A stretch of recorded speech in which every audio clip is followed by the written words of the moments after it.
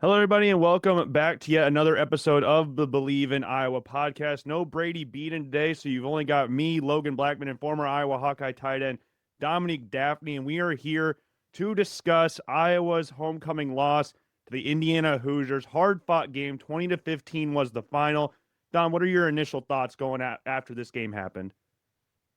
Initially, I feel like I was like many other Iowa fans and, kind of 50-50. Obviously, we had a great opportunity to win the game and was even surprised that we were kind of in the game for as long as we were.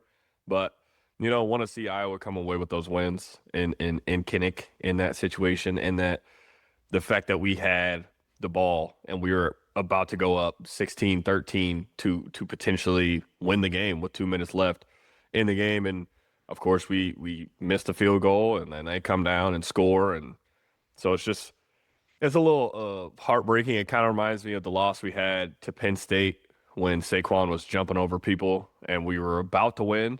We were literally one play away from winning, and they scored a game-winning touchdown, and McSorley punts the ball, and everyone starts raining boos. So kind of felt like that where we were right there, right there to beat a great team, right there to kind of give us a significant win and have Brady's hopes happy because potentially going into 5-1 at Penn State. So we were right there, and it kind of leaves us a sour taste in your mouth because on one hand we played a really good team and played them close all the way through. And on the other hand, we lost. So how could I possibly be happy about that? Mhm. So kind of a 50-50 when we left the game, when we stopped watching the game. But I mean, I think it leaves a little bit of a better taste in your mouth just because we showed what we could do. We showed our capabilities. We showed that our defense could be tough against one of the best offenses in the country. We showed our offense could actually make these games sticky, make them really look like Iowa football, which we're going to have to do in the future because we don't know what our quarterback health-wise is going to be. So we showed things that we could definitely lean on as we continue the season, but of course, just want to get a win anytime we step out on the field. Yeah, and it was rough watching like the pre-games. For like if you bounced around different channels like NBC, CBS, ESPN, Fox, everybody kind of just brushed this game aside like, oh, Indiana's going to win this game by double digits. This is going to be easy. I mean, do you see what they did to Illinois last week? They were the ninth ranked team in the nation. I think the only person, I could be wrong, I could have missed something, but I think the only person that said that Iowa could win this game was LeVar Arrington on game day because he was like, I don't know if you guys ever played at Kinnick Stadium before. That place is raucous. That place is a tough atmosphere to play at. Don't look past the Iowa Hawkeyes in this. And I was listening to all the people talk about like, oh, it's going to be a blowout game on the live broadcast. Like, it's going to be double digits. It's going to be double digits. And to see what Phil Parker drew up, like, I remember you texting in the group chat during the game with like Phil F and Parker after the blitz that he sent the safeties in when Lutmer came away with the interceptions. Like, this was a game for Iowa to like, hey, Indiana's a great football team, but we're still a really good football team in our own right. And I think this was a good. It sucks how it ended, but I feel like I feel good in a weird way for the rest of the season after seeing a performance like that from the defensive side of the ball and the opposite side of the ball as well. Yeah, I mean, we had players making plays, which that's all we've been asking for. We made this game sticky. Our players were making plays, they were making catches. Our quarterback was making impressive throws and continuing drives. And I think there was one point where it was before halftime, and we had maybe 5, 6 more minutes of possession than Indiana, which is what we've been asking. Like that's what we were talking about in the preview. Is you're gonna have to make this one sticky. You can't just have three and outs, keep giving the ball back to Indiana and allowing them to score and put up points so fast. You gotta continue drives. You gotta what we talk about? We talk about third down success on both sides of the ball. So not only staying on the field, continuing drives, but also getting them off the field when it's third down. So I feel like our team did that really well on both sides of the ball, which gave us the upper hand when we talk about time of possession, which is going to be so so important when we keep going down the field and we have to play or down the season we have to play the Penn States and the Oregons. Is we're going to have to play the same outfit of football. We're going to have to play the same brand of football that Iowa old school that people think is so ugly, but it works. It's just like that's what we're gonna have to lean on because I don't see us putting up 40 points a game. And every once in a while, I can see us doing that, but it's not going to be something we average, especially with the fact we're going to have to play with potentially backup quarterback. You know, we're going to have to lean on it being a little stickier. We're going to have to lean on continuing drives and having 12, 13, 14 play drives and getting in the end zone. You know, that's what we're going to have to lean on. So to see us do that against one of the best teams in the country, that's what I was really excited about, that we were just continuing drives. It was third down and we're converting. I'm like, yes, yes, this is what we need to keep doing. Like keep the clock going, keep the drive going, and keep the ball out of their hands. You know, we kept talking about Mendoza and how great he was. As long as you keep the ball out of the great players' hands, you give yourself a fighting chance. So, and our team did that, and we're gonna have to keep doing that. Obviously, hope Gradowski can come back healthy, and however long it takes for him, hope he has a speedy recovery. And whether it's missing just this week or next week, the way that his knee like planted into the turf, like I literally turned away from the screen. Like I was like, that's nasty. I've been there before. When your foot just gets caught in the turf. That's why I hate turf so much, but that's a whole different podcast we could have. But just, you know, I definitely hope for a speedy recovery for him, and just, you know, we're going to have to hold it down for him, whatever that may look like, whether it's a three-man monster at running back, whether it's our quarterback comes to play and Hank Brown, or our receivers say, hey, you could trust us. Whatever it's going to look like. If it's going to have to be our defense like it has been in past seasons, whatever it may look like, but I feel like we're going to have to hold it down for number 11. And it really sucked. Like, not only did it suck seeing a player go down with an injury, especially one like that, but it was a game where you're like, they're leaning on him in this game, not just in the run game, but we're seeing it in the passing game as well. Like, amount of throws that he had to the outside running post corners. They had some throws across the middle of the field to the tight ends and everything. Like, he was looking really confident throwing the football. The interception at the first drive of the game was like, oh, this could start spiraling now. It's like, man, Indiana's coming in with this offense. We're already gifting them a possession on the second play of the game. They score 2 plays later. It's like, this could just, oh, man. Then the pessimistic side of you starts coming out. You're like, man, this sucks. But he bounced back from it. I think that was what we needed to see from him. Like, we didn't see at the beginning of the year was the ability to bounce back and not force the issue as much, because you could tell early on where he's been around the block a long time. He's had a lot of success in college. So when things weren't clicking at the start, you could see him kind of forcing it. But this one, it kind of looked like, and we saw it against Rutgers as well, where he's just letting it come to him now. He's looking comfortable. Him and Sam Phillips, I think, are building a really good chemistry out at wide receiver. And it's just fun. It's fun to see a quarterback playing with confidence where he knows he can make those throws to the outside. And that's what really, really sucks about the injury, is that at this point, it was like, man, this is the Mark Gronowski that we were waiting for. And then once it's like, we can go down the field and score a touchdown or get a field goal, we're going to make this a real tough game. And then he goes down with the injury. It's a gut punch, but like you said, just wishing for a speedy recovery from him, because it could bode well for the rest of the season if he's playing like he did in this game and the game against Rutgers. Yeah. I mean, it's always tough to see anyone go down with an injury, and obviously someone who's shown to be the heart of your team. You know, obviously we put so much pressure and so much significance on having a great quarterback. Like you said, we finally got the quarterback that we thought we were going to get, and we finally seen him make plays with his arm and with his feet, that we were finally like kind of getting over that hump, getting over the butterflies, getting over whatever it may have been, to the fact where we're missing easy throws, or anytime he throws the ball, I was a little nervous of, is this a pick? Is this going to skip? Like, what's going to happen? So we finally got to the point where we could rely on our quarterback, and he can make plays for us on first, second, third down. And of course, you know, he goes down with an injury, which is tough. But I mean, it's going to be the Iowa football, the brand of football of next man up. And we're going to lean the team. I guarantee you the team's going to lean on Hank Brown, and they'll probably shorten the playbook a little bit this week just to make him feel comfortable, make him connect with a couple stick routes, a couple basics, like something to get the ball rolling, kind of the same way they did with Gronowski in game 1 and 2, just trying to get something easy, trying to get a rhythm going, trying to get him connected with the receivers, the tight ends, the running backs, and see what he's capable of doing and how we can open up with him, because he has a strong arm, and he's shown it that he can throw. One thing I really did enjoy when he came in is that they weren't just conceding. Like, we're like, no, we're still trying to win the ball game. Like, we're going to throw the ball. It's the same game plan. We're still going to try to throw the ball. We're still going to try to win this one. Obviously, he forced a couple throws, which you don't mind, because He's trying to win the game. It wasn't like he made silly throws or like it made no sense. It just unfortunately got tipped. And then, tips and overthrows lead to picks. They lead to interception. That's what defenses always talk about is tips and overthrows. So got tipped, ended up in the Indiana DB's hands, but you can live with that. The fact that he's applying pressure and he's trying to win the game and he's making smart reads and getting the ball out quick, that's what it's going to have to look like for the rest of the season or for however long he's our starting quarterback. So, I mean, I was happy with what I seen with the fact when he came in the game and we were still applying pressure, but I guarantee they're going to lean on him and make him feel comfortable and get him kind of in that Superman role where we're like, we need you to lead us. And we're not going to make this extremely hard on you. We're not going to make this extremely complicated for you, but we're going to ask you a couple times to make some plays for us. And I feel confident with him doing that.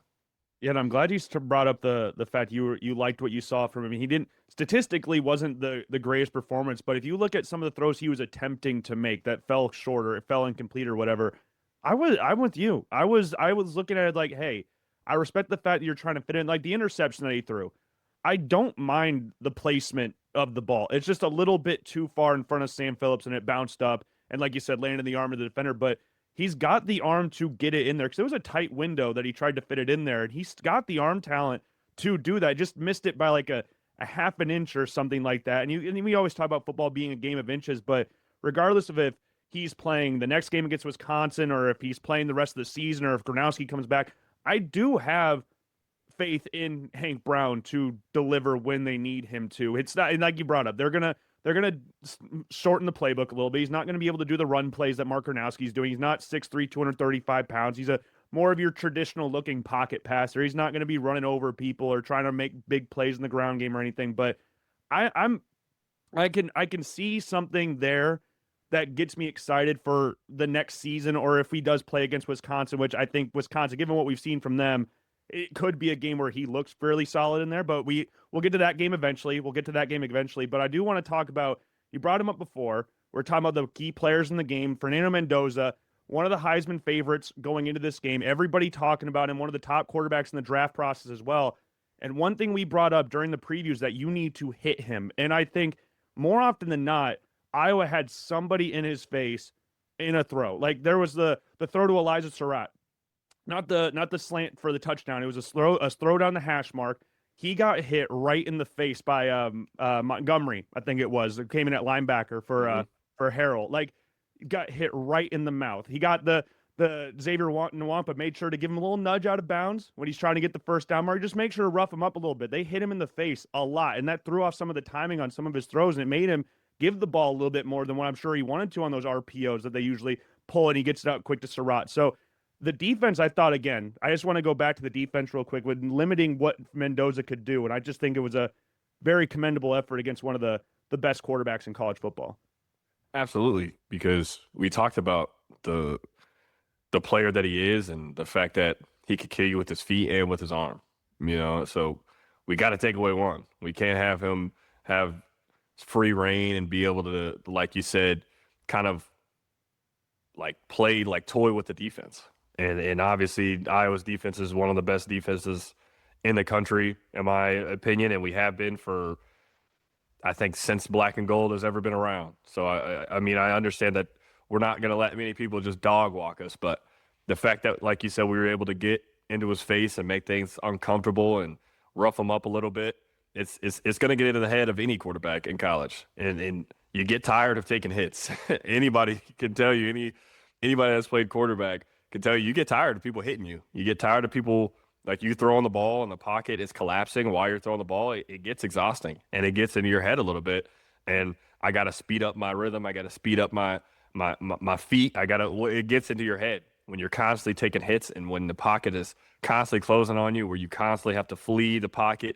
It's exhausting. It's exhausting for a quarterback mentally and physically. So the fact that they were able to make it tough on him I feel like it was the reason why they were having, I guess, not as much success as they usually would, is because we're applying pressure. And we talked, like you just said, when I sent the text in the group chat, is Phil Parker was drawing up some crazy blitzes, and that The one where we had the pick, where we had the pick, and where you see Wampa come from all the way from a safety position down and get some pressure. I was like, that is such a bold call to make Mhm. in that moment. But I mean, Phil Parker knows what he's doing. I Oh, mean, you don't even have to. It's one of those dudes you don't even have to ask about. Like, we know he's coming with blitzes. We know he's coming with a lot of different packages, and he's going to make it tough on any quarterback. So to see him do stuff like that, and to see our defense hold up and make it tough on this great quarterback, this great offense, it definitely gives you confidence for the future. And we already know it's going to be something we had to lean on, but it was great to see, and great to have them playing the way they were playing, and of course come away with the pick and put us in a position to win the game in the end. So definitely got to give like give some flowers to our defense for the fact that they held up for so long. And of course, you can only hold up for so long. mhm. As we talk about it, it's like those guys have scholarships too. Yeah. And of course they're going to make plays, and they made plays, and they made one more play than our defense made at the end of the game, and that was essentially the end of it. But definitely got to give the flowers to the defense for how they showed up this game. Yeah, and it was crazy. There was a couple times during the game where you could see Elijah Surratt getting kind of upset with Mendoza on the sideline, where he's given the ball. No, like there were times I think they ran 2 4th-and-1 draw plays where Iowa had 9 people in the box pretty much, and he handed the ball off. But usually those are plays where he rips it out and throws it to Surratt on the slant or something, and he just wasn't hitting it because he was afraid of getting hit in the face. Because like you said, there comes a point in time where you just get tired of getting hit, especially as a quarterback. I mean, wearing the red jerseys at practice and everything, like you don't want to get hit throughout the week, and you want to play in a clean pocket and stuff. But Iowa just kept bringing the house, and there's throws that he made throughout the game where you're like, okay, well, there's just nothing you can do about that. Like the throws to Rod on the throw up the hash. You got the throw to EJ Williams down the sideline. Like there's just throws that he made throughout the game. You're like, okay, well, there's nothing we could do there. They got in his face, and he just made a great throw. And you're gonna get those types of plays, but the way they played the entire game, in regards to getting in his face, playing physical, roughing him up a little bit, was awesome to see. And the offense, again, like we brought up, was just it was encouraging. It sucks to lose a game like this, but there's a lot of good things to take away from a game like this going into the bye week as well. Yeah, and hopefully that bye week can get a couple more guys back as far as like healthy, being back to 100%, and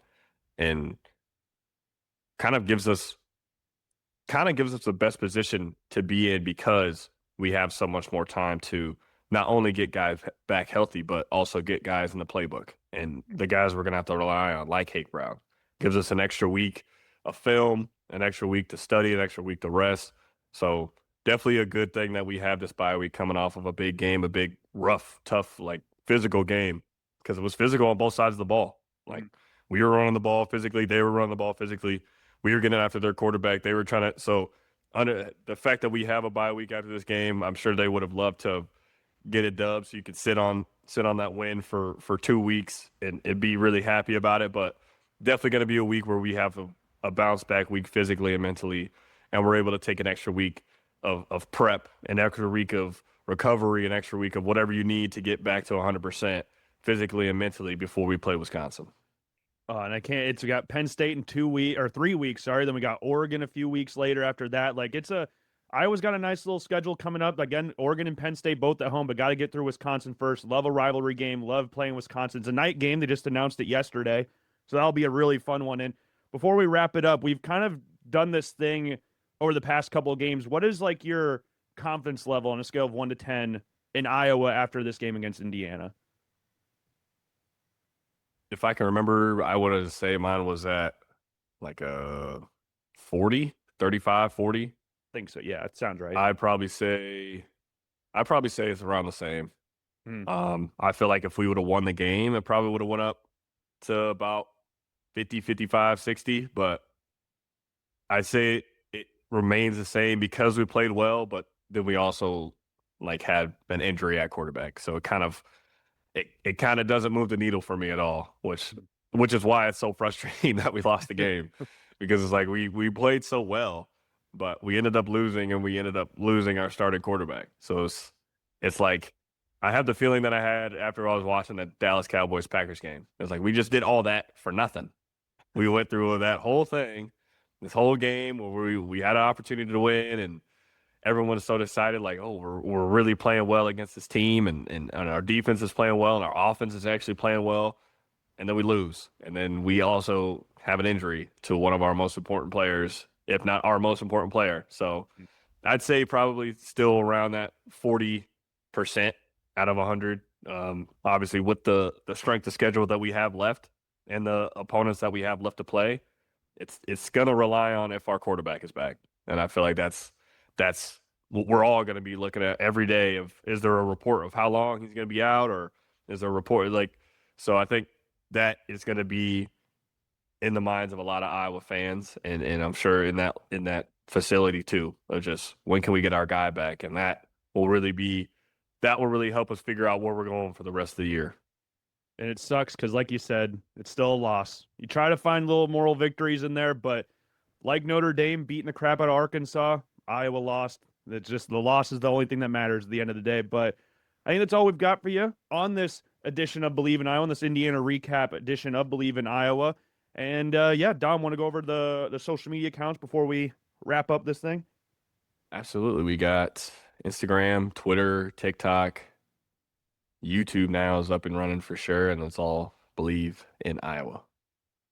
Beautiful, beautiful. Well, from Logan Blackman, Dominique Dafney, this is another great episode of Bleav in Iowa. We'll be back to you sometime this week. We'll go over some recaps, previews, stuff like that. No game this week. We'll see what we're doing for that.